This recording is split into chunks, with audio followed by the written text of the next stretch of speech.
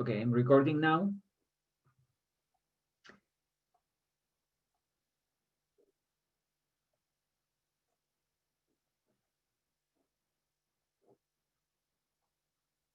Okay, so this is the first. This is the second part. So you have to submit this second part along to the what you have done on the first part. I mean, you have to prepare a comprehensive report, and we need a cover page, and we need the plan sections and the elevations of the house, the details. So the things that you have already done on the first part of this assignment.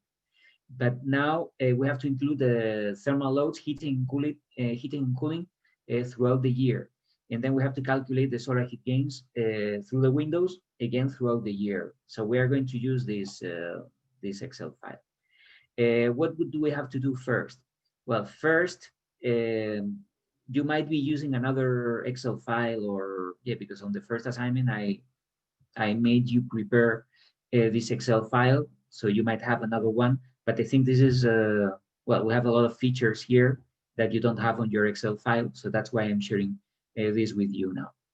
But it's the first part is the same. You only have to type here the materials, the thermal conductivity, the width, and then you calculate the thermal resistance, and finally the U value. The only thing is that here I have included this tab. This tab is the thermal load, but this one, it's about the thermal conductivity. So I have typed here a lot of materials, all materials you can find in construction. And well, I have, this is the thermal conductivity in international units. We have this other magnitude, the vapor resistivity. We will use this Excel file for the solar design course because it's building science 2. So we will add this vapor resistivity. So now we don't know what this means, but we can use the thermal conductivity. So the thermal conductivity, we have a lot of materials here. They are in alphabetical order, so we don't have they are not classified by thermal insulating materials, finish, or flooring, or so it's everything here. But you have a lot of materials. If you compare this list to the table that I provided you with in lesson 3, there might be differences. For example, plywood, I think it's thermal conductivity for plywood, it's 0.8. In this Excel file, it's 0.75. I don't mind, okay? And why is there that difference? Because there is not only one plywood in the world. So each manufacturer has its own plywood, and there might be a range of values between 0.6 and 0.85 in plywood. So I'm taking just an average, okay? So, but I don't mind as long as there is not a huge difference, and you can use either table, either this one or the other one. It's up to you, okay? But I think here you have more materials, so it's more flexible using this one. But anyway, you have to first calculate type the thermal conductivity. If you don't have the thermal conductivity on the table that we work in lesson 3, you can directly type here the thermal resistance, or if you use this table, you have thermal conductivity for all materials here. So it's up to you. But at the end, we have to calculate the R value, the total R value. We add all these values up, so we have the total R value, and the U value, it's 1 over the R value. Okay, so it's the same. Here we type the area of the walls. I know that some of you have broken down the area of walls into north walls, south, east, west walls. That's fine. But when it comes to calculating the thermal load, and when it comes to walls, the orientation, it's not relevant. So you can type here the total wall area. But if you want to do it, the thermal load through the north, thermal load through the south, that's fine as well. Okay, so this is up to you. But I want to show you what I would do now. I told you that I want 2 options. I want to analyze the original state of the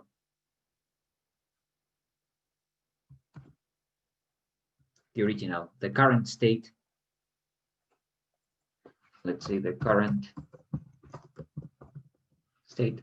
Okay, if you are working with a Louis Kahn's house, you have a current state. Most likely it won't meet the passive house standards. And then we have to compare these thermal loads to something that meets the passive house. Okay. For the current state, I mean that it doesn't meet the passive house standards. So the R value of walls and roofs should be below 50, and then the passive house standards, the R value should be above 50. This is what we are going to. This is what we are going to do now.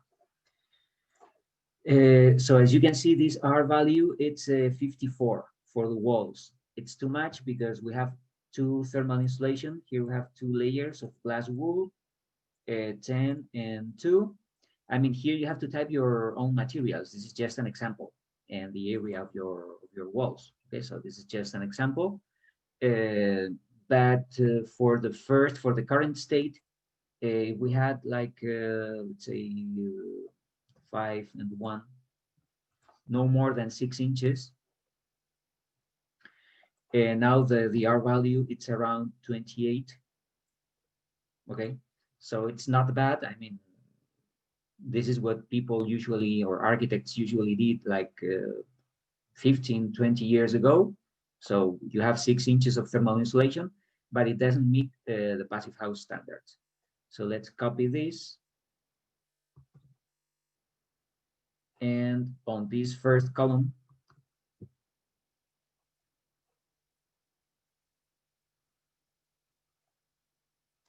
we have this table with the current state. And here we type the thermal loads. Okay, so these thermal loads, it's the U value, 0.04 times the area, times indoor minus outdoor temperature. Okay, so I want to explain you this. So let's copy this.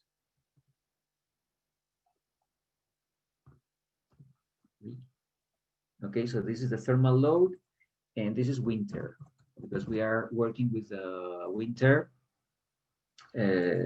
So these are the thermal loads of the current state without meeting the passive house standards. And what about the indoor and outdoor temperature? Well, in this Excel file, if you scroll down, yep, here, in these two rows, 117 and 118, you can find outdoor conditions, outdoor and indoor conditions. So this is the relative humidity, indoor, this is the indoor temperature, this is the outdoor relative humidity, and this is the outdoor temperature. And as you can see, you calculate the wet bulb temperature, so you don't have to use the PV chart, or not the PV chart, sorry, the psychrometric chart, because if you change this, let's change this, let's say 34, you see that the wet bulb changes as well. So everything is included here in that tool, so you don't have to change the tool. Indoor conditions, comfort conditions, yeah, we can say it's 40 and 70, or 45 and 71, or I don't mind, but it has to be something that it's comfort. And what about the outdoor conditions? For the outdoor conditions, by default, we can use 0. But if we want to be accurate, there's a link here. Okay, so you can click on that link.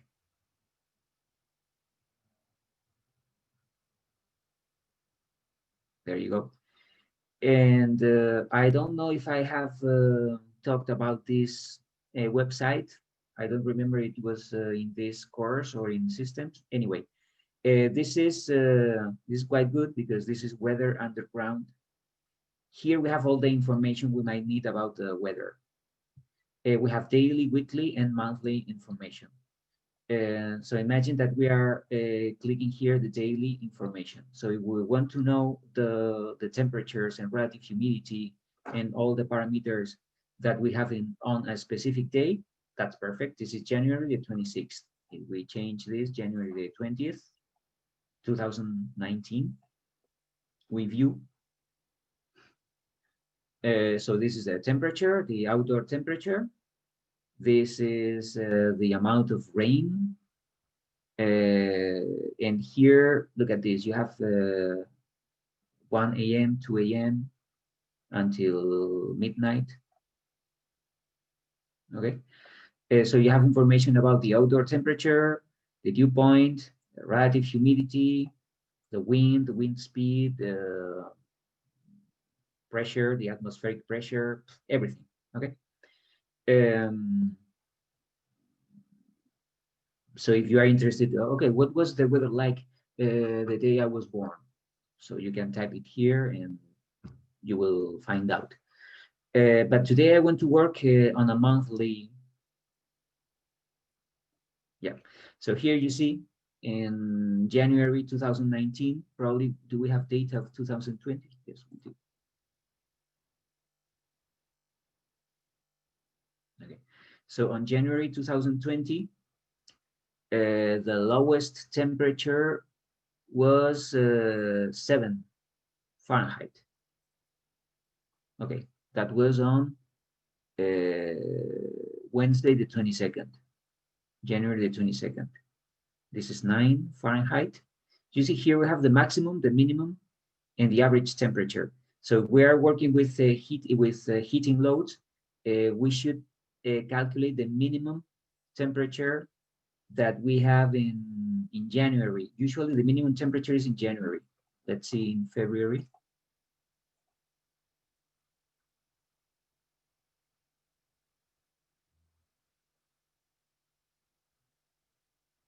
Okay, so this minimum temperature in February, it's -2 Fahrenheit, you see? I don't think we have lower temperatures in this, so we can use -2. Why not? Okay, so I think it's good if you take a screenshot of this chart.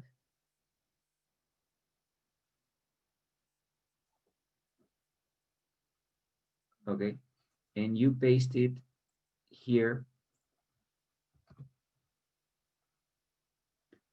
That is this is the winter conditions, and the minimum temperature it's here, it's -2. Okay, what about summer?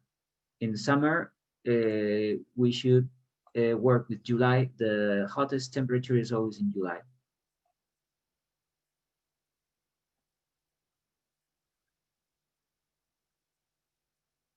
Okay, so here we have to select the maximum temperature. So the maximum temperature, it's 97 Fahrenheit. So let's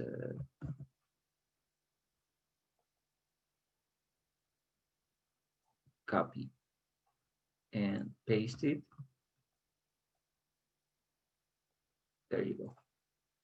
Okay, so here we have the lowest temperature, -2, the highest temperature, 97. And that's it. You can start your analysis with these temperatures. And well, here we can justify why we are having these values. So what I would do if we are working with -2, so here the outdoor temperature in winter, we can type -2. And relative humidity is not relevant, but I'm sure that in winter we can have like a 60% of relative humidity, the outdoor relative humidity. Okay, but it's not something relevant to calculate what we are doing now, the heating loads. Okay, so the indoor temperature is 70, the outdoor temperature is -2.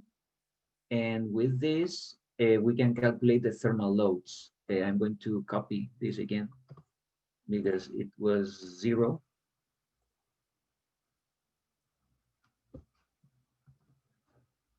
And now this is the thermal load in winter. Okay, so the thermal load is always the U value times the area times indoor minus outdoor temperature. This is the U value here, this is the area, and indoor minus outdoor, it's 70 minus -0. Okay, what's next? This is for walls. The next, we can copy this because the next one will be the basement. Okay, so we have a current state, a basement without thermal insulation, and then we will place thermal insulation on our basement. The next window, the next table here is about the basement. What do we have to do now? This is the table. So we have the uninsulated column, and here we have three different R values. So we can use first the uninsulated column, and then we will use the maximum thermal insulation. So if we have a 7-foot basement, so we can copy the 7 first rows here. We copy, we paste it here. Okay, this is the area of the basement. The area of the basement, you know that it's the perimeter of the basement times 1 foot. It's, I don't know, you can type here 600 or whatever. Okay, so this is the area of your basement. And here we have the thermal loads through the basement. So it's always, we have all these U values. So we have used all these U values times the area times indoor minus outdoor temperature. So it's already done. Okay. So we can copy.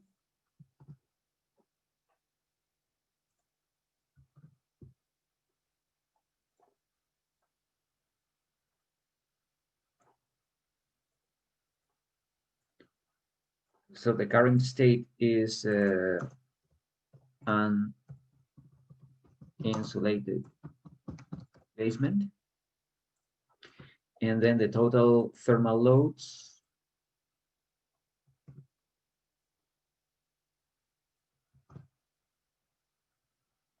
This is a total thermal load through the basement without any thermal insulation.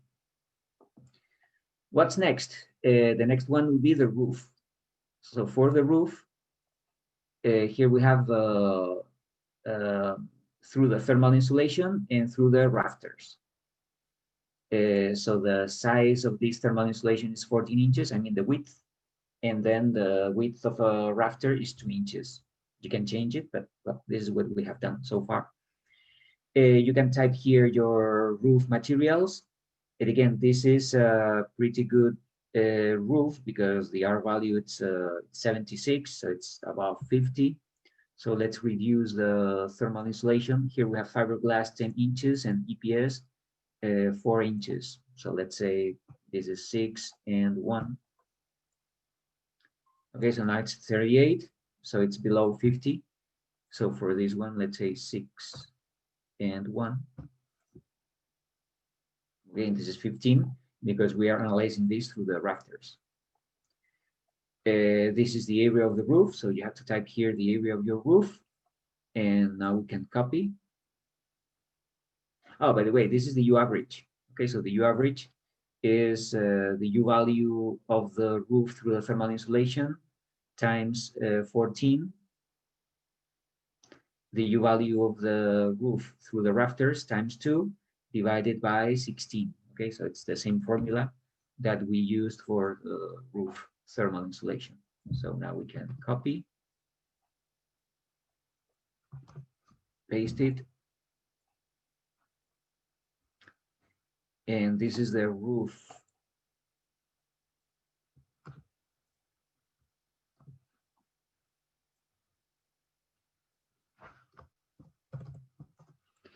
The current state of the roof, and the thermal load is, where is it?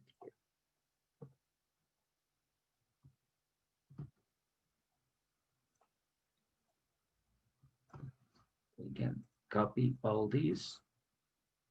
So this is the thermal load through the roof, the current state without meeting the passive house standards.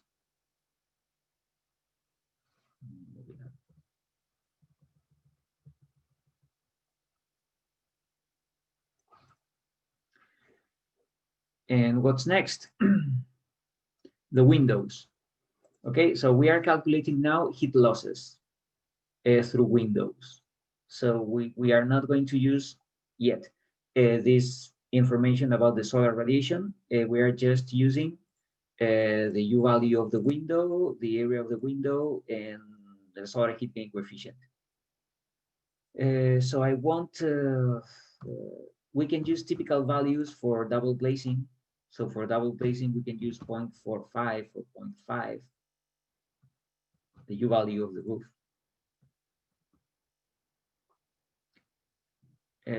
So if we copy this for windows, so let's copy this one first, the north, then the south,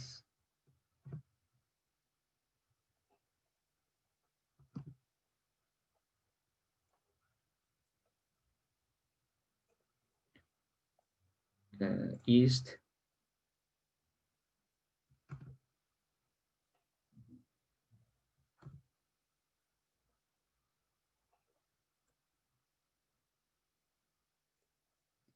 and west.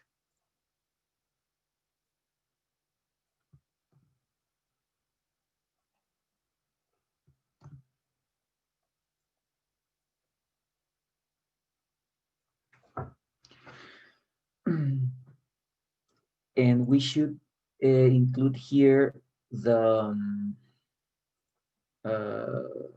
double glazing.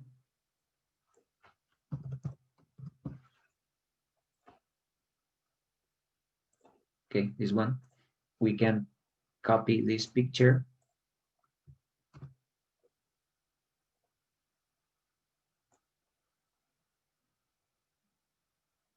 Okay, so this is a double glazing. And what is the thermal load?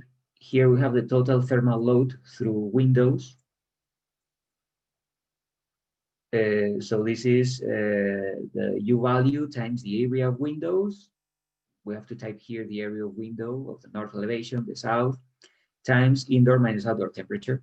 Okay, so this is the total thermal load through windows.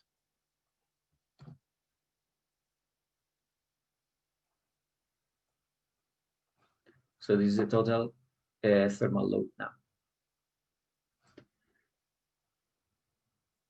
What's next? The ventilation loads. Okay, so here you see that we have a ventilation. We have the sensible heat with the formula, the latent heat with the formula. Here we have the total CFM. It's always 20 times the number of people. We can change the number of people. Say we have 10. And this is the heat recovery efficiency.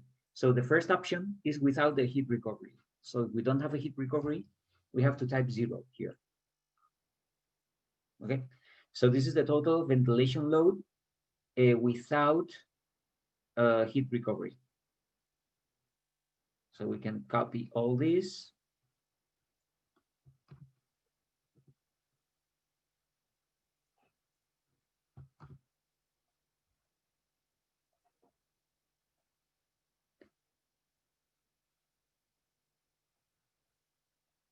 And this is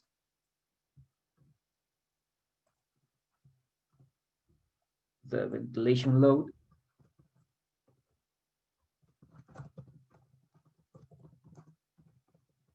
without heat recovery.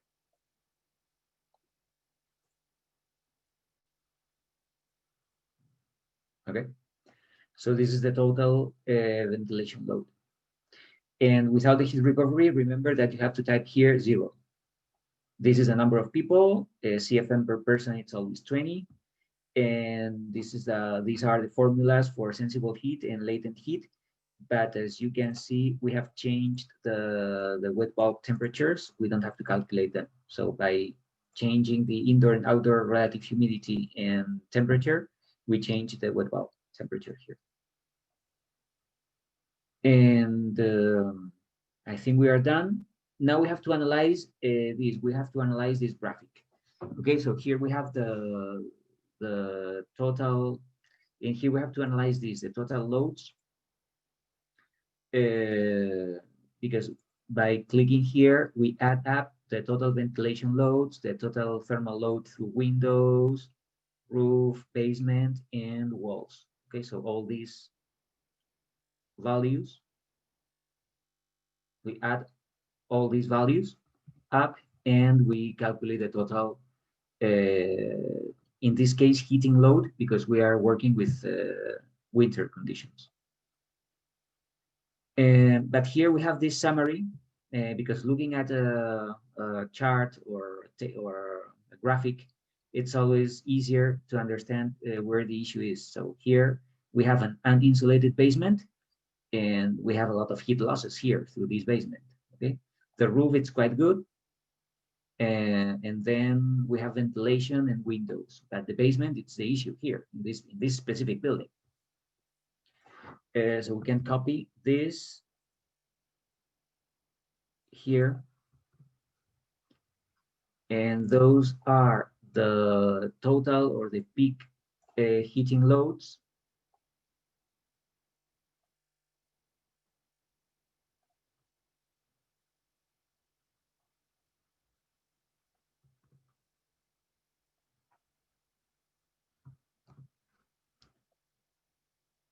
Total loads, this is winter,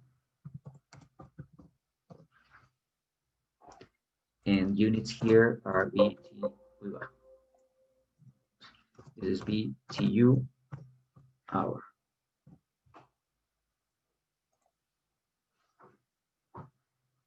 Okay, so now we have to do the same, but with the, the improvements. Okay, so now we have to meet the passive house standards. So we can use the same Excel file, or you can save it and use another one. Well, that's up to you. Anyway, we have to increase the thickness of thermal insulation. So for the walls, these should be 5 and 1, let's say 10 and 2. Now we copy all these. We don't change the materials. We don't change the area of walls. It's the same building, but we just have added thermal insulation.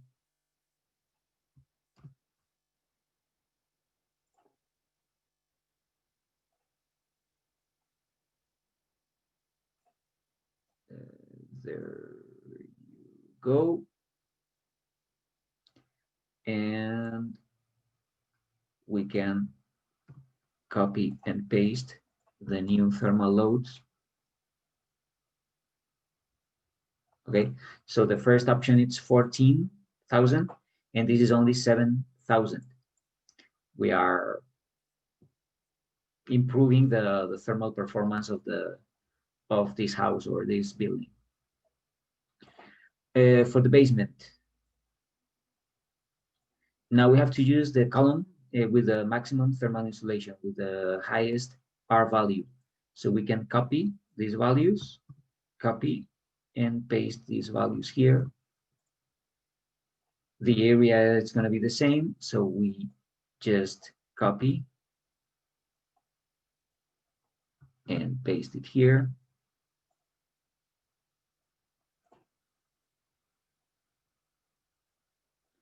And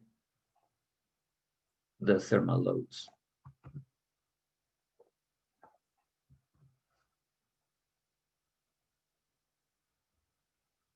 There you go. Okay, so we have improved a lot. It was 50,000, now it's only 15. Okay, so there was an issue with the basement thermal loads, and now it's much better. The roof. So for the roof, we need to increase the thermal insulation. So for the roof, we had 6 and 1. So let's make 10 and 2. Okay, so now this is over 50. And for the rafters, it's 10 and 2 as well. Now we copy.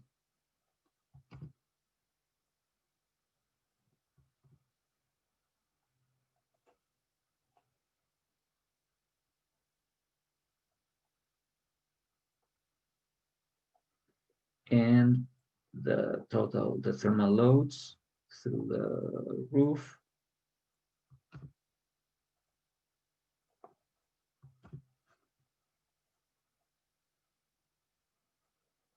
Okay, it's better now.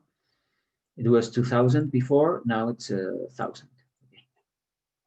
Now, what about the windows? Now we are using triple glazing. So we can paste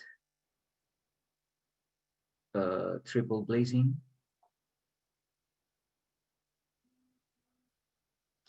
I haven't talked about the frame material. It's relevant, but there are a lot of things to maybe I can go over it if we have time. But now we are using a triple glazing. And now if you go over the catalog and we change especially the U value of a triple glazing, we can see that it's, I think it's 0.18 or 0.12 or 0.12, yeah. I don't know, we have to type here a typical U value of a high performance triple glazing. The area and the solar heat gain coefficient, maybe it can change the solar heat gain coefficient. Maybe this is 0.4.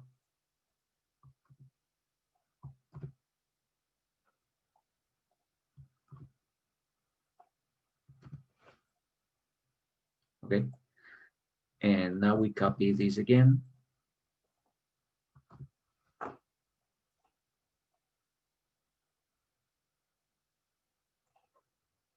One, two,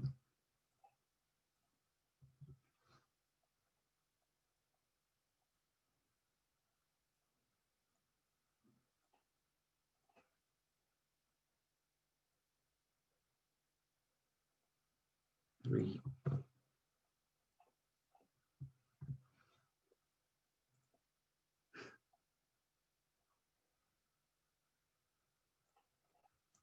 and four.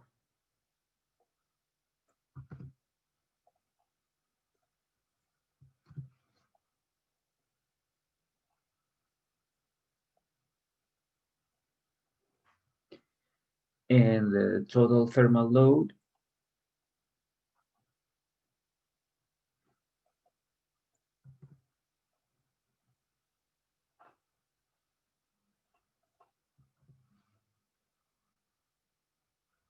okay, so we have reduced the thermal load 22 and 9. It's quite good. And finally, the ventilation loads. So now we have to add here the efficiency, the heat recovery efficiency. If you remember this website, first, this energy efficiency or the heat recovery was applied only for the sensible heat, not latent heat, only the sensible heat. And you see that the effectiveness was, well, it depends on the flow, it depends on the height of the recuperator, but it's 80, 88, 91, 89. Okay, so it's close to 90. So if we're using heat recovery like that, if we type here 90, okay, so now you have to copy and paste this.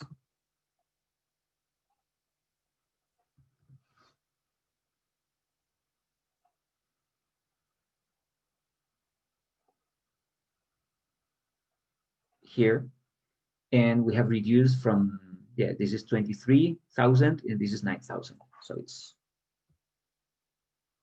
and this is ventilation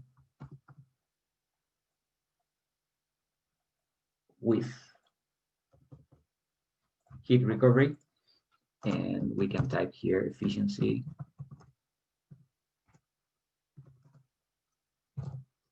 90% on sensible heat. Okay. So this is the summary. So here we have winter and summer conditions. This is, well, this first analysis is just for winter.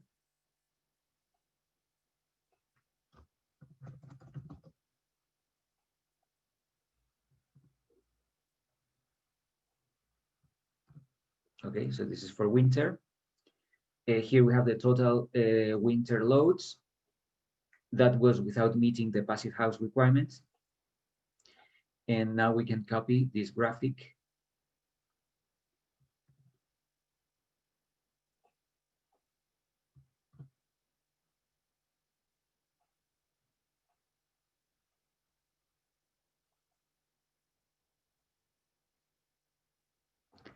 Now we do meet the passive house requirements.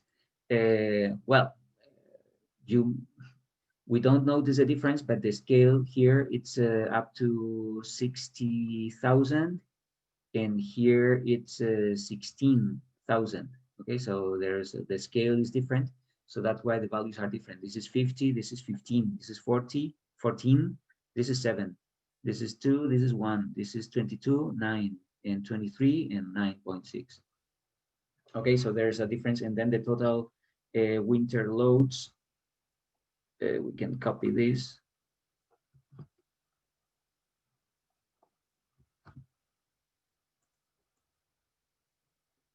Total loads winter,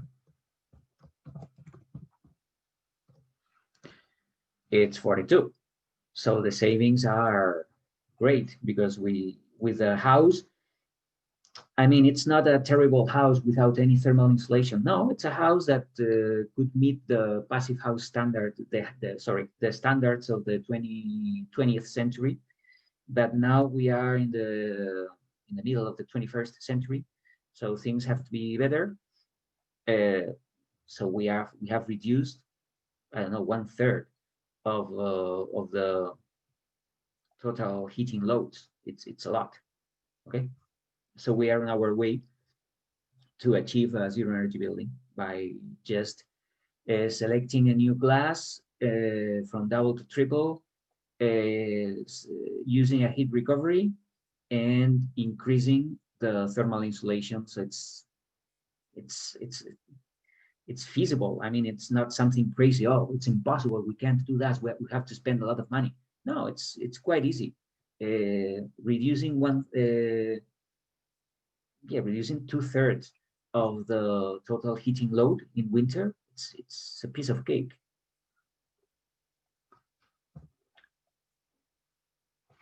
Okay. So do you have any questions about this, about the first point? Because we are dealing with the first point. We just need the current state, or an example that doesn't meet the passive house standards, and an example that does meet the passive house standards. Do you have any questions? I have a question. Yes. I'm working on my design studio too, so I don't have a current state for the building. Should I just come up with something as a current state and improve it to meet the passive house? Yeah, so you have to start using like 6 inches for thermal insulation for the first analysis, and 12 inches for the second analysis, double glazing for the first analysis, and triple glazing for okay. So that's it. Thanks. And no heat recovery, and heat recovery on the second analysis. Okay. I haven't talked about. Sorry. Sorry, I had one question about existing houses. Yes. So if I'm framed with 2x4s, how are we gonna, do we just forget that and go with as much insulation as we need to get to 50? Or do we maximize the insulation based on the existing framing? So you are working with 2x4s. That's a very interesting question, but this is a question that if I had a client, this is the first question that the clients ask architects. Okay, yes, so I want to reduce my heating loads. I want to improve the energy efficiency, all that stuff. But what can we do? And it depends on the house, but for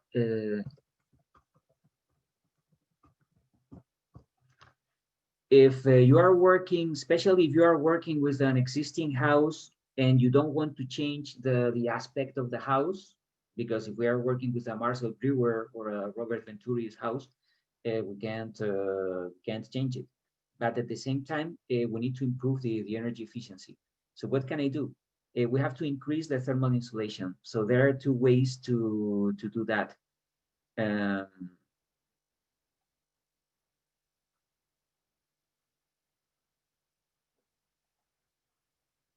Details.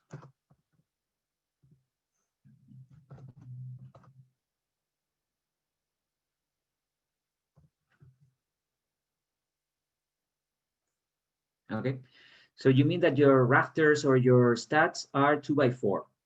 Is this what you mean, that this rafter is 2x4? Yeah, so I mean, ceiling and floor is not a problem because he used 2x12s and there's plenty of gap to add insulation, but the walls are framed with 2x4. So you've either got to reframe the entire house or fall below passive standards and do the best you can. Okay, so for the original house, you have 2x4 and you have 4 inches, sorry, of thermal insulation. So that's the original state. What can you do to improve it? What I would do is this. So you can have the 2x4 here and you can work with an extra thermal insulation outdoors. You know what I mean? So it doesn't mean that you have to remove those frames and then you have to work with an 8 or 2x8 frame to increase the thermal insulation. You are working outdoors. So you can add thermal insulation so that and even you can have the same material for the finish, for the external finish, so that the house doesn't change at all. You only make this wall thicker going outwards. You can go inwards and it's easier. It's probably it's cheaper, but then you are reducing the area, the indoor area of the house. So that's why for this kind of buildings we always work outdoors. Okay, so we remove the finish, we can remove the siding or the wood tiles that we have outdoors, and then we attach this thermal insulation here, and then we use exactly the same material for the outdoor finish. This is what I would do, and this is a well, I think this is the common. These two, yeah. So it's always the same idea. So we have the original element, and then we work outdoors, and we apply thermal insulation outdoors. This is what we usually do to improve this kind of. So this is what you mean that you have 2x14 or by 16 in slabs or roofs, so you can apply more thermal insulation here. But when we have 2x4 in the wall, what can we do? We have to work outdoors. So that's the. I don't know if there's a better detail here. Yeah, I already added an air gap and 2 inches of EPS on the exterior, but I'm still sitting at an R value of 37. Yeah, so you have to increase, you have to remove you have to increase this 2-inch EPS, make it 6, and it will work. But I mean, this is not something crazy that we are doing because, no, this is what people working with this kind of framing construction, this is what they usually do. Now we have this interesting, well, since we can see this, we have this interesting way of building this kind of houses. So we build with this pre-manufactured wall. And there's a great company very close to Keene State College. It's in Keene. It's Benson Wood. Have you ever heard of this company, Benson Wood? Yeah. Well, they are local, and they are hiring a lot of our students because they are successful, and they have a system of sustainable prefab homes and off-site construction. So they are just making these kind of things in their workshop, and then they just transport the whole wall, and they only have to assemble the wall here, but they don't have to place the framing, then the thermal insulation, then the finish. No, everything is done in the workshop, and they are, well, I love it. And they have this tectonics. Okay, so they have different companies or different options. So they are working with these tectonics, building enclosures. Yeah, so they are working in their workshop there. If we were there, I mean, we have visited the factory with the students other years, but this year we can't do it. But this is what, okay, so this is what they are doing. So they are manufacturing the wall, and they are just using cranes, and they place the wall on site. So it's very efficient, because if you are working in the workshop, you don't make mistakes. Mistakes are you make mistakes when you are working outdoors, when it's cold or hot outside, and you are working, the workers are suffering. But if you are working here in the workshop, everything is perfect. I mean, all connections and all details are perfect, and then you only have to transport the wall and to place it on this. This is for new construction. For retrofitting, there is no way we can do this. Okay, but this is an interesting company, and they are local, and they are, well, they are a great company, and they are doing a great job on this. Anyway, Scott, by answering your question, you have this is,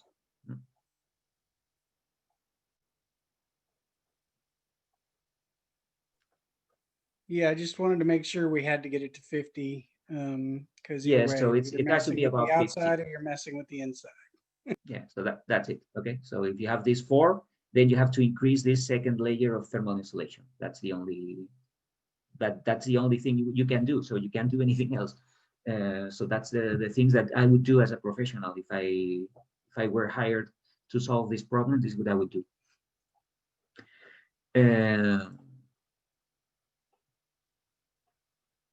Okay, so I didn't talk about the because those are the heating loads for winter. What about the cooling loads? A piece of cake. The only thing we have to do is to change the outdoor conditions. So for the outdoor conditions, instead of having here -2, we have to type what was the maximum temperature, 97 Fahrenheit, because this is the maximum temperature in summer. So here we type 97. The outdoor relative humidity, it's not 60, so in summer we can have 40 or 30 something or 40, but again, it's not relevant for the heating loads. And now everything has changed. So you can see how this graphic has changed. Now we have negative numbers.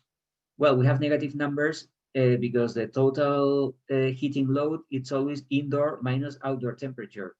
If outdoor temperature is higher than indoor, you have a negative value. Okay, so that's the only, this is what that means, that the outdoor temperature is higher than indoor temperature. Okay, and do you have to do this before and after? Okay, go ahead. If you want to do it in summer, before and after, is just changing this. So that's why I usually save an Excel file for the before option, and then another one for the after option. But I think for me, it's enough if you work, or if you show me the cooling loads.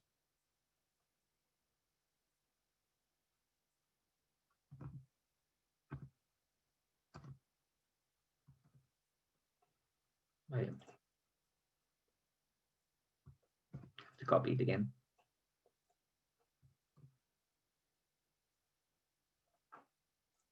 Okay, only if you show me the cooling loads in summer. If they are negative, I understand that you are working in summer conditions, and you only have to type the total cooling loads.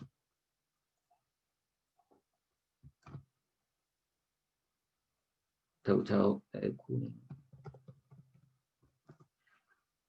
cooling loads in summer.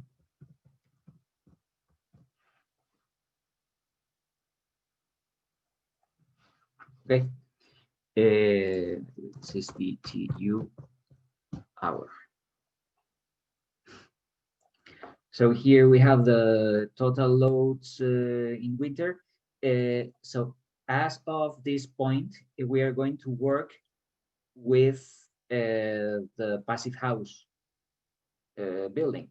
Okay, so I want you to be aware of the savings that we can get by working with good details, with good materials. Okay, so we can save a lot of energy. That and now that we have found out that we have this, so we are going to work only with the improved, with the passive house building. Okay, we're not going to work with the other one. So I want you to let me know this analysis, the before and after. But after that, we are going to use these summer loads, because the goal is to turn this building into a zero energy building. So first, we have reduced the heating loads, the heating and cooling loads. And now the second part of the assignment, we are going to use well, this is the third part of the assignment, because we have been working with point number 1. What is the solar heat gains through the windows? Well, so after analyzing the cooling loads in summer, then we have the heating loads through windows, so we can work with this. Okay, so those are the heating loads through windows and throughout the year. So you have the north elevation, the south, east, and west. And here you were working with the U value of the window, the area of the windows, and the solar heat gain coefficient. Okay, so if we're working with these tables, the only thing we have to change is the solar radiation. And here you have to enter data from the PV watts. Okay, so if we click PV watts here,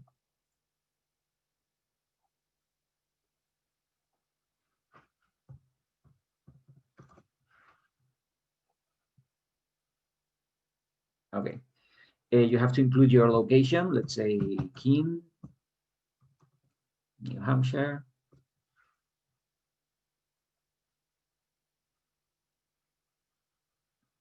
We go and we click here. Okay. If we are working with walls with vertical windows, we have to type here 90, and this is the azimuth. So 180 is for the south elevation.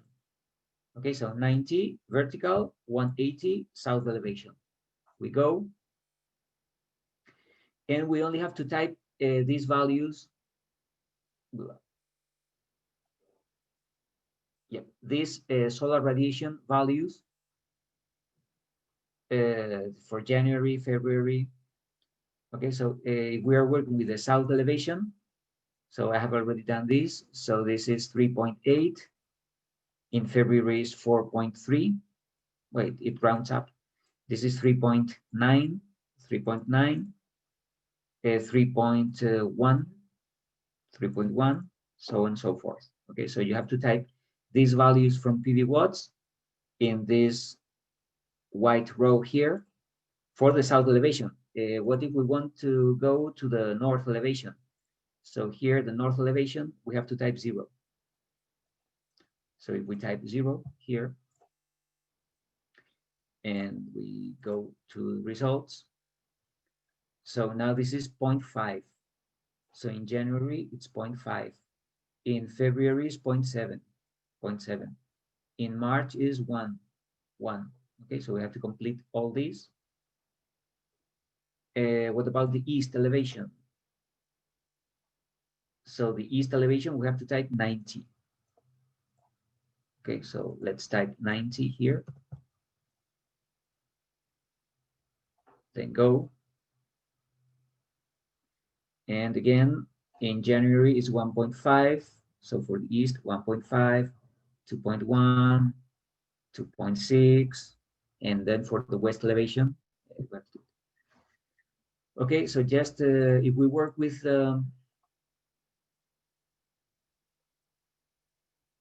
PV watts and we work with this Excel file, we just have to copy all these.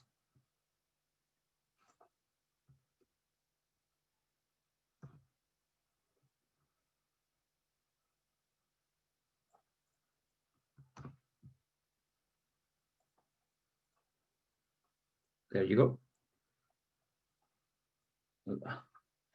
So this is the second point, solar heat gains through windows.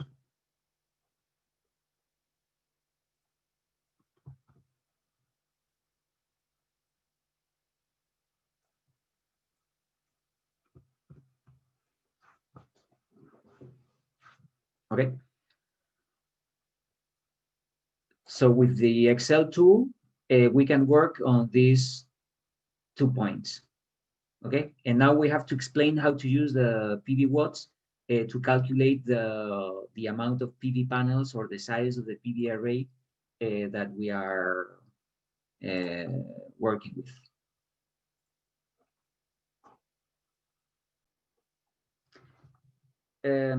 We have to understand that we are in our way to create a zero energy building. So a zero energy building, it's a building that consumes more energy or the same amount of energy as it produces. Okay, so we are done with the energy consumption. We have to reduce the energy consumption. If we reduce the energy consumption, it will be easier to create a zero energy building. So we have reduced the energy consumption. We have reduced the heating loads, the ventilation loads, the heat losses through windows, roofs. Okay, but now we have to produce that energy. But we have two kind of energy demands. We have the energy demand produced by the appliances that we have at home, the water heater, the refrigerator, the dryer, the oven, lighting, the artificial lighting, dishwasher, television, microwave, washing machines. This is for a typical house, single family house. If we are in commercial buildings, there will be vending machines, or there might be other appliances that we can use. Okay, but we are working with a small building. So in small buildings, well, if you think that you might find something different than this, go ahead, let me know, or even better, don't let me know, but just try to find something to. Okay, so I have found this website, and I'm going to copy this website here.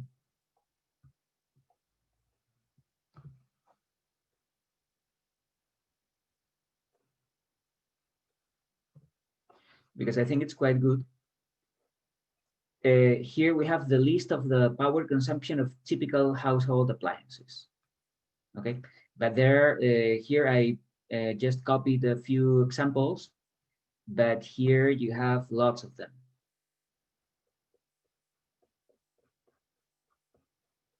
Lots of them. Okay. Anyway, if you find something that that it's not included here, okay, but here we have vacuum cleaners, toaster, computers, streamer. I don't know what this is. Rice cooker, refrigerators. Okay, a lot of things. So what are the appliances that you have in your building? Is this something that we decide as architects? We have to talk to the client, especially if it's not a single family house. For single family houses, well, I think everybody's using the same. But in other buildings, for example, if you're designing this facility for boats, what do they need? Do they need something that we are not thinking of, something that we don't know? Okay, so we have to talk to our clients. And then we have to find out the electric consumption, because here we are talking about electricity. And if we are talking about electricity, units are always international units. We don't have BTUs. We always, when we're working about electric consumption, we're working about watts or kilowatt hours for electricity, whatever. But we are working with this. And then we need to know at least a couple of things that are relevant.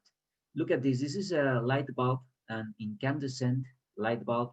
I don't know if you, because you are born in the 21st century, and I don't know if you have seen the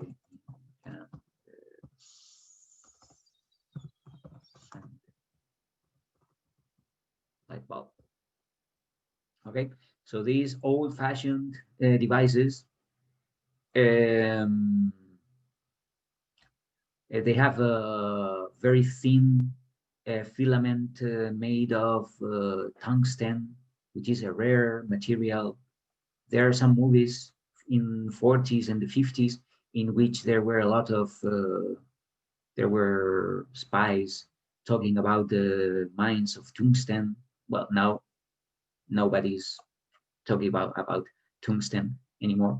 Well, this is an incredible device, but now nobody's using this because it consumes a lot of energy. How can we quantify that? Now we are using LED or LED lights.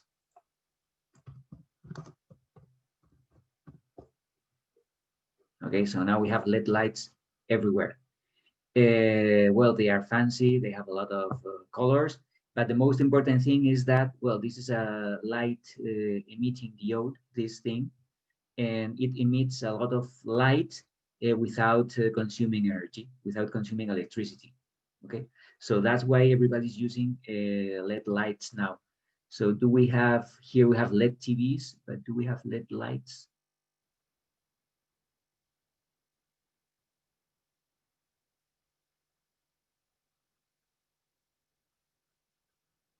LED light bulb.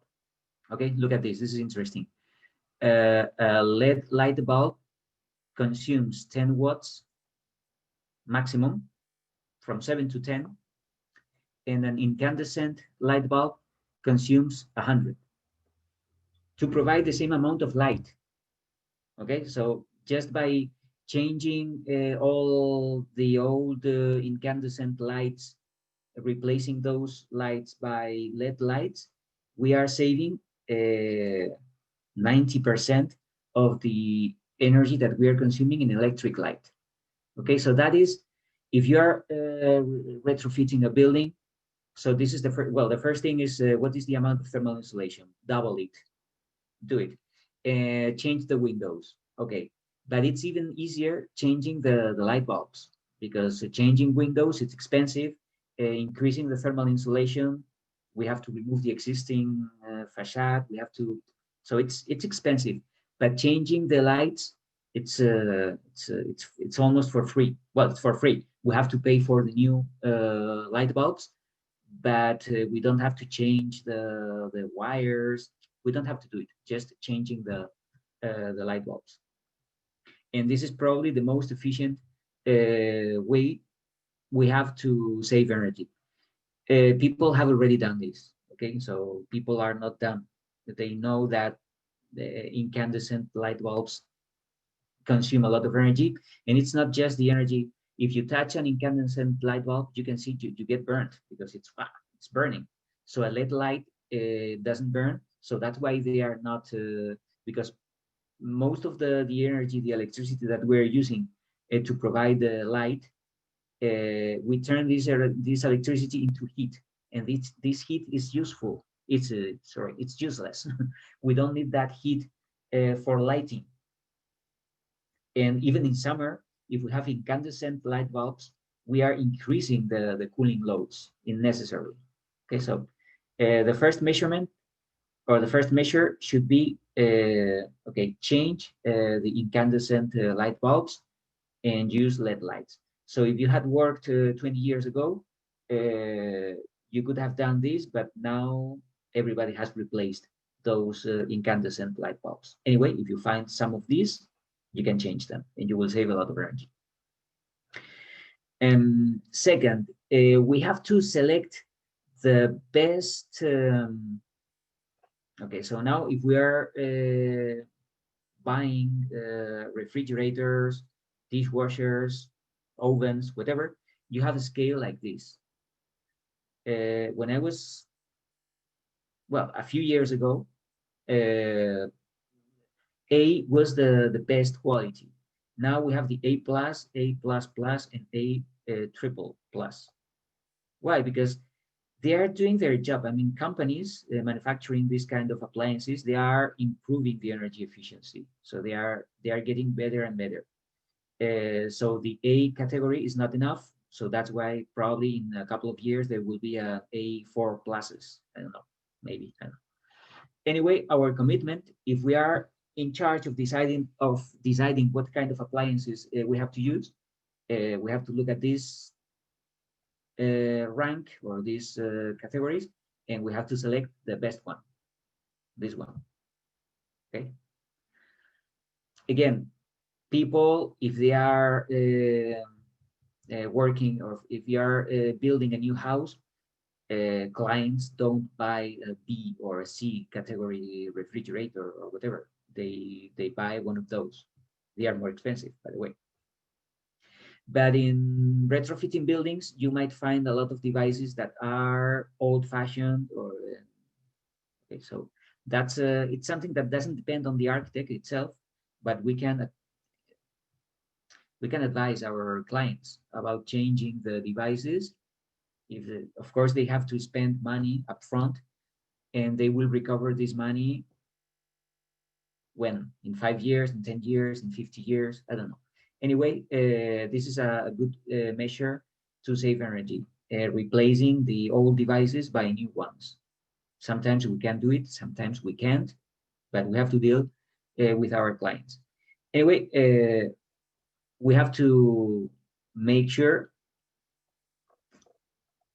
that we can do it. Okay, so and we have this minimum. So this is the range of value. So we can 2,000 would be a good one. 3,000 will be a bad one. Okay, so the 2,000 will be better than the 3,000 electric heater fan, let's say, or the kettle. So we have 1,200 or 3,000.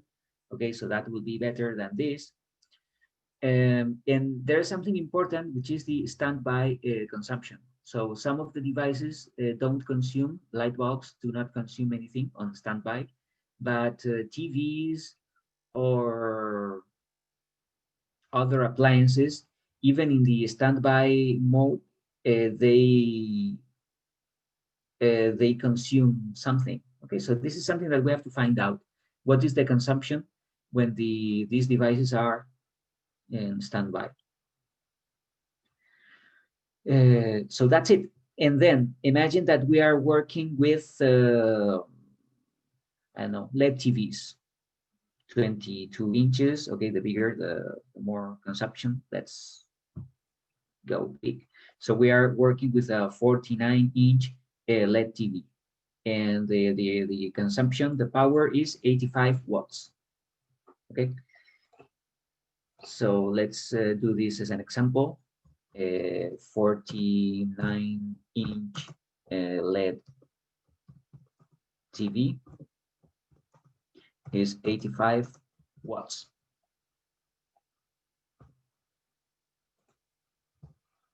Okay, so this is the power. Now we have to turn power into energy. How can we do that? We have to multiply by the time. What is the time? We are going to do this. We are going to calculate the monthly consumption. Okay, so we have to first calculate the amount of hours that we are watching the TV. How long are we watching the TV? 24 hours? 10 hours? A couple of hours? Again, is it up to us? It's up to our clients. Let's say 4 hours per day. Well, yeah, why not? So 85 watts times 4 hours per day.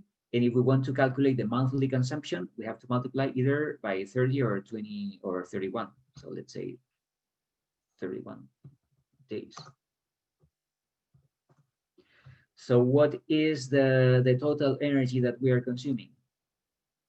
It's 85 times 4 hours a day times 31 days. So it's 100. It's 105,700. What are the units? Watt hours. If we want to turn this into kilowatt hours, then it's around 105 kilowatt hours. Okay, so that's why changing from power to energy is important, and changing from BTUs to kilowatt hours, because when it comes to electricity, everything is in kilowatt hours, everything is international units. Okay, so if we're using this LED TV 4 hours a day for 31 days a month, we are consuming 105 kilowatt hours. Here for the television, I was optimistic, and this family is so they are spending 27 kilowatt hours per month. What does it mean? Probably they have a smaller TV, or probably they are not watching the TV 4 hours a day, or they are not watching the TV 31 days a month. Okay, but these values that I have typed here, this is just to work with an example. If we are going to work with a washing machine, first we need to calculate the power of a washing machine. So there will be, we can washing, dishwasher, hand wash, washing machine. Okay, so it's 500 watts. 500 watts. How long do you use a washing machine? I don't know. It depends. If you have 7 children, probably you would use this on a daily basis. If you are living alone and you don't wash, I don't know. So it depends on the family. So it depends on many things. Okay. So that's why typing these values, you don't have to take these values for granted. It's something that you have to think about. First, we need to think what kind of devices or appliances we have. And second, our commitment is to select the best washing machine available in the market. And then we have to think how many hours a month we are using the washing machine. And then we come up with this figure. Okay. So in this example, we are working with this water heater, refrigerator, because this is a single family house, and this is what I came up with these devices. There might be more or less, or no, I don't use an oven. I hate ovens. Okay, good. No, I don't use dryers because I'm bald. Okay, perfect. Or I don't, or no, washing machine, 9 kilowatts. No, because I use the washing machine 2 hours a day because I have 7 children and I have to wash every single day. Okay, but this is my guess. So let's do this. So if we add all these up, okay, because we have to calculate the total monthly electric consumption of appliances. So it's 310 plus 205 plus 75, 58, 50, 30, 27, 16, and 9.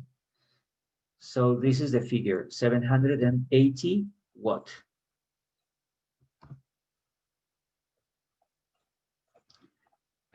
Total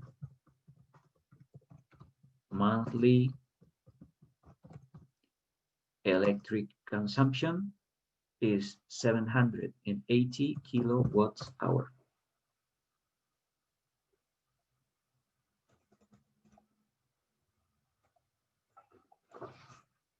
$780. We are not including here heating or cooling loads. Okay. I don't want to do that because heating loads and cooling loads are terrible. So we will do that on Wednesday. But today we're just analyzing what we need if we have these appliances in our house. We're not talking about the heating or the cooling system. Heating, cooling loads. Okay, so we need to produce this amount of electricity on a monthly basis. And again, does it change? Do I use the water heater more in winter or in summer? Do I use the refrigerator more in winter or summer, or the washing machine? Well, I don't know. It depends. Usually, it doesn't change. So we are using the appliances. We are using the appliances. We are watching the same amount of, or we are watching the TV the same hours. We are using the artificial lighting. It will be different because in winter we use more artificial lighting because we have less natural light. Okay. Anyway, imagine that every single month we are using the same 780. Now we have to compare the electricity that we are able to produce in our house. So let's find out. And now we have to use the PV watts. Okay, so look at this, the PV watts. We have this column of the solar radiation, and this is the amount of energy, electricity, because it's in kilowatt hours, that we are producing every month. Okay, so this is the solar radiation, but we can't turn all this solar radiation into electricity. So this is the total. And what does AC stand for? So AC stands for alternating current.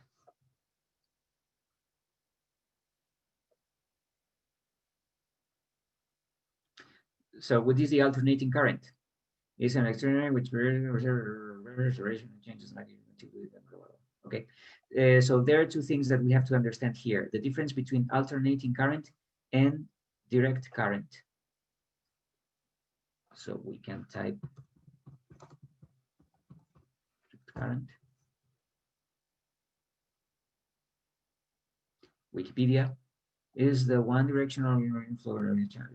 Okay, so there are two ways to produce electricity or to use electricity. We can use either direct current or alternating current. In buildings, 99% of devices that we are using run on alternating current. By the way, who developed the concept of alternating current? This guy, Nikola Tesla, was a Serbian-American inventor. Interesting. Born and raised in the Austrian Empire, at Continental Edison. Okay, he was working for Edison. And well, there is a movie about the relationship between Tesla and Edison. So watch the movie and you will find out something interesting. But we need to understand that our devices or our appliances work on alternating current, but the PV panels are producing a direct current. So we have to transform the direct current into the alternating current to make the most of the energy that we are producing. But we lose some energy in the process of transforming this direct to alternating current. We are losing some energy, so we have to be aware of that. Anyway, where does it come from? So let's start from scratch. So let's go to Keen. Let's go to this. Okay, so in this, I told you that when we are calculating solar heat gains, we're using only the angle and the azimuth. And those elements are for the PV panels. So I'm going to explain briefly what this is, but on Wednesday I will extend the explanation. So this is the angle. Now it's not the angle of the walls. It's not the angle. It can be the angle of the PV panel. So you can, if you have a tilted roof, you can place your PV panel on the roof, and this is the angle of the PV panel. Let's imagine that we have a flat roof. So we have flat PV panels. It's not the best option. We will see that it's not the best option, but to start with, we are going to do this. So this is the DC system size. So this is the direct current that we are producing with our PV array, with our photovoltaic panels. I'll explain on Wednesday why we have 4 here. So let's do this with 4. Okay. So let's keep this. We only have changed the angle of the PV panel. It's horizontal. So this is 4. It's the amount of PV panels that we have, and this is the angle of the PV panel. So we click go, and this is the energy that we are producing. Okay, we're in January we are producing 194. In what is the here in July we are producing the maximum amount of alternating current. It's 541. Is it enough? What is our demand? 780. So is this a zero energy building? It's not, because we need 780 and we are producing 540 maximum. In January or even in December we are producing 143. Okay, so this is not a zero energy building. So what do we have to do? We have to increase the size of the system. So let's make it double. Let's type here 8 and then calculate again. Okay, so in December now it's 287. It's not enough because we need 780. But in July it's it's more than 1,000. Okay, so we're getting better. But is this a zero energy building? No, it's not. It's not a zero energy building, not because we don't have enough. We have to add all these up. Okay, so if we add all these values up, we have done it here. So at the end we have 8,624. Okay, so this is the total annual production.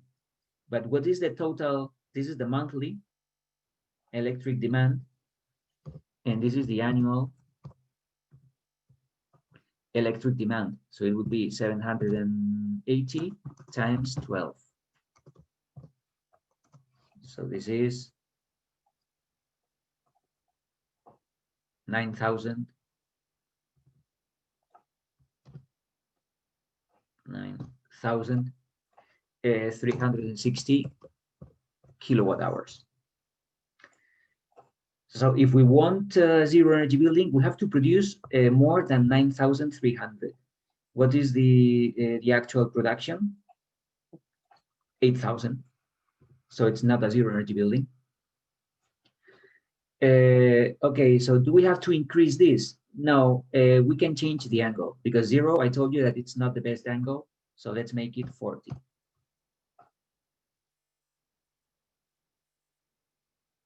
Okay, so now the total energy production is 10,000. So 10,000 is above 9,000. So now our building, it's a net positive. It's not a zero energy building. It's positive. It's a net positive building because we are producing more energy than we are consuming. Is it clear?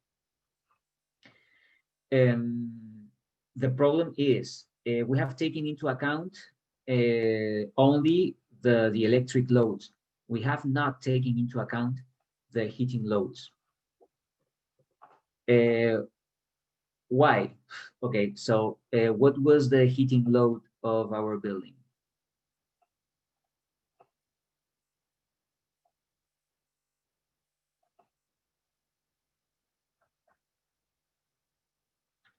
So let's use the winter load, the good one. So we are working, this is BTU hour.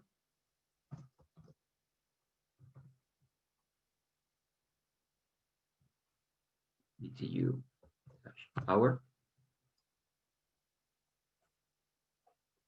Okay, it's 4,600. So let's copy this.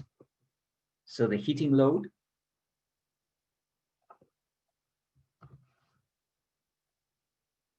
is 42,600. Let's get rid of decimals. BTU hours. First, we need to turn this into kilowatt hours, into kilowatts, sorry, because BTU hour is for power. So let's change this to from BTU hours to kilowatts. Thank God we have internet and we can BTU to kilowatt hour. No, I want BTU hour to kilowatt. Yep.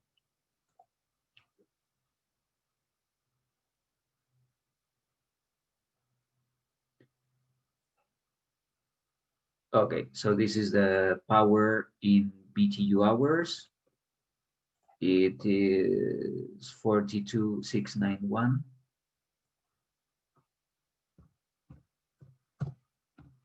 This is BTU hour, convert.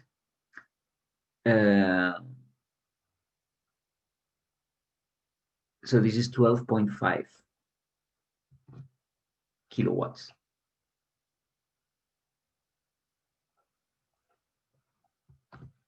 12.5 kilowatts. Now, how many hours a month we are using the heating system? If we are in January, if we are living at home, can we use these 12 hours a day? At least. How many days? 31.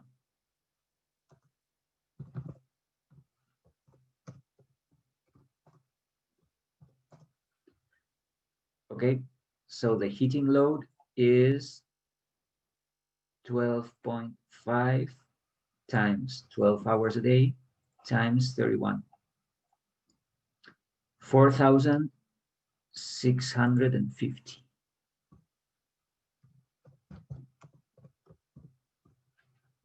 Wow. This is in January.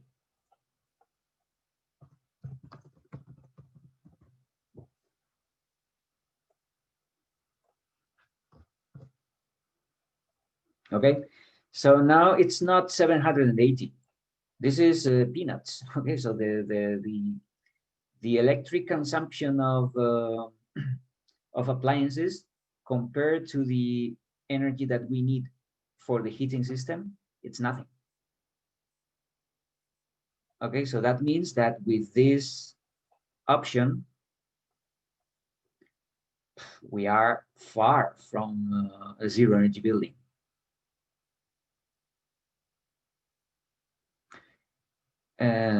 Okay, so it's quite easy if we don't consider heating and cooling loads.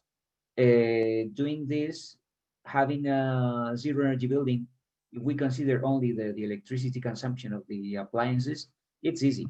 But if we want to include heating and cooling loads, we need a huge amount of PV panels. So that's why to deal with heating and cooling loads, we need other options. The first thing, imagine that we didn't have this 42, which is the good. Okay, so this is before after the improvements.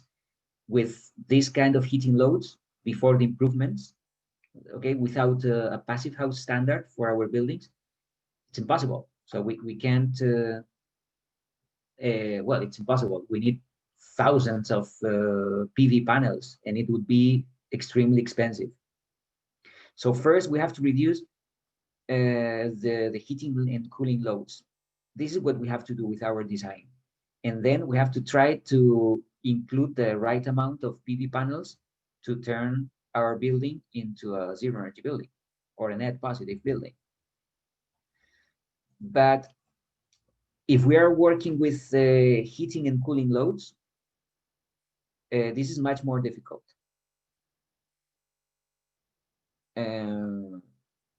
But eventually we have to adapt. This is for single family houses. There might be buildings, commercial buildings. If imagine a mall that it's open, I don't know, 24 hours a day, 7 days a week. Usually the electric lighting, it's incredible in these kind of buildings. In single family houses, electric lighting is not as demanding. We have to analyze the building, but without analyzing the building, there is no way we can accomplish the goal of a zero energy building, because we need to analyze first. We need to analyze the demand, and then we have to try to match the consumption to the demand.